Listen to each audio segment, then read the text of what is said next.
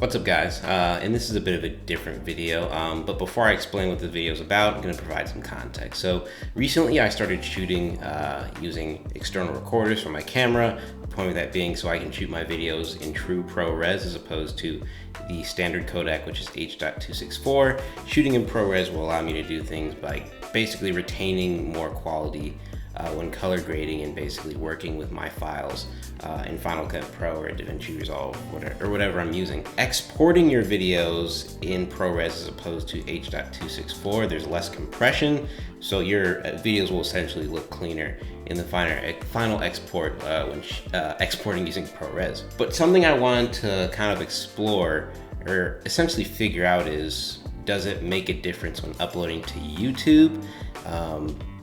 Is a video going to look better on YouTube if it's exported in ProRes as opposed to being exported in H.264, regardless of whether the original file was actually exported in ProRes or not? So you don't have to shoot in ProRes to export a video in ProRes if you're using Final Cut Pro.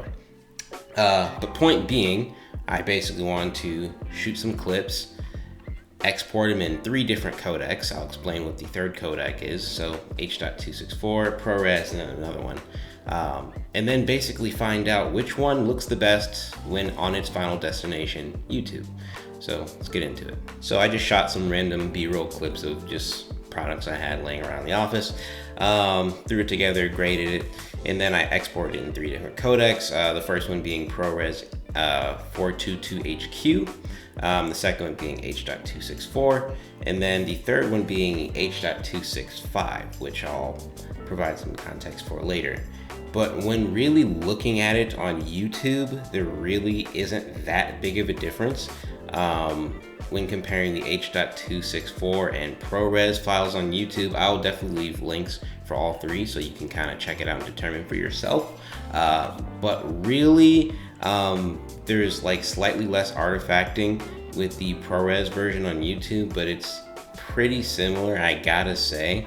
Yeah, there's not that big of a difference. So I really feel like, given the file size sacrifice you're making, it's probably not worth it to export in ProRes, especially if it wasn't actually shot in ProRes.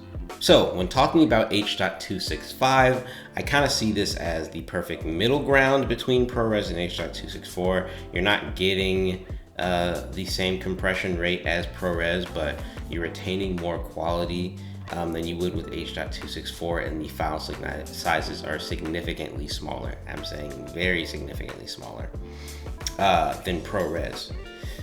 So I'm gonna basically talk about how I was able to achieve getting H.265, and that's basically due to one program, Compressor. So when you're exporting in Final Cut, you can basically add different destinations, and I'll leave links down below on how to basically set a preset export for exporting your videos in H.265 out of Final Cut. Yeah, I think this is really awesome, but there is a caveat. So basically, if you're using like a, let's say, I think 2014 Mac or older, the time it takes to export these H.26 files is pretty bad. I have a MacBook Pro, but I also edit on a Mac Pro, the 2013 model, trash can, and it was about, I would say, a half hour to export this 2-minute video that I shot in H.265. Granted, the file came out under 200 megabytes as opposed to 8 gigabytes for the ProRes version. But either way, that's a really long time, and if exporting speeds is a priority, then you might just want to stick to ProRes because it'll definitely export faster, or H.264 if you guess you really don't care at the end of the day after seeing the results. But that's pretty much it for this video. I'm not sure if this is a question that a ton of people wanted to answer, but I thought, hey, I'd just explore this topic. Anyway, I kind of like this nerdy experiment stuff. I think it's kind of fun. But yeah, that's pretty much it for this video. If you enjoyed this boring shit, make sure to give it a thumbs up and subscribe for future content. Gonna be getting back to the regular tech vids pretty soon. Got a lot of dope releases coming up. So yeah, that's about it. Talk to you guys in the next one.